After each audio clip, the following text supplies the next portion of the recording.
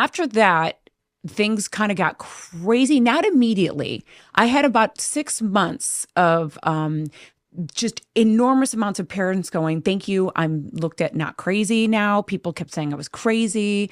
And then I had someone come to my organization, Generation Rescue, and say to me, listen, I was approached by, let's just say, a government agency to be hired.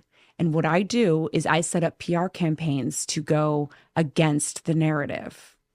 And I'm telling you privately because I turned them down, but I wanted to give you forewarning that it's happening because they're going to hire someone else. And the only reason I said no is because my child went through the same thing and I didn't want to be part of it. And hold on. I have chills all over my body. I need you to tell me that whole thing all over again. Yeah. Because the shock almost didn't let everything sink in. And if I'm having that, somebody else is having it. Yeah. Someone came to you. Someone came to me in person and said, I basically am a PR agency, a very high echelon one.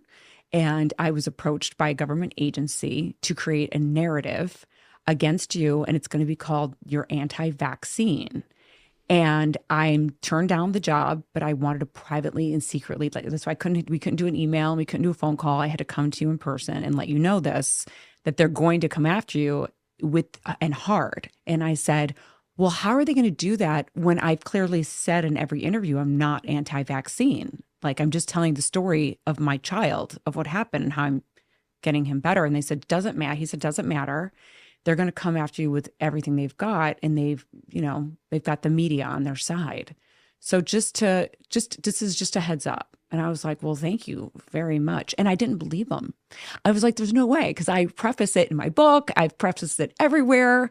You didn't even get scared. I didn't get scared. I would have a heart attack. I know. I didn't get scared. I didn't get scared. You know what? When you feel like you have your faith in your corner. And truth.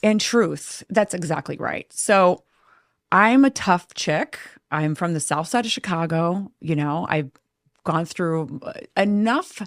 I think I went to an all-girl Catholic school. So, I think it gave me a good armor.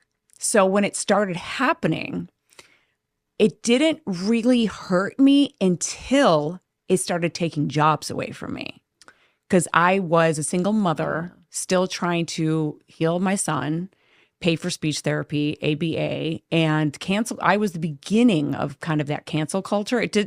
Cancel culture wasn't even a phrase yet, but I would get calls from certain jobs to be like, we're taking you off this campaign. So it was that was the hard part, because I was a single mom. If I was some rich bitch that didn't give a shit, it probably wouldn't have affected me, but it was just the job aspect, because sticks and stones, bring them. I don't care. Yeah. But it was that kind of, and so I just heavily relied on still writing my books and not giving up, and still like going, you can try to cancel me, but I'm still going to be here. And now looking back, my son is 22 years old and I'm still here.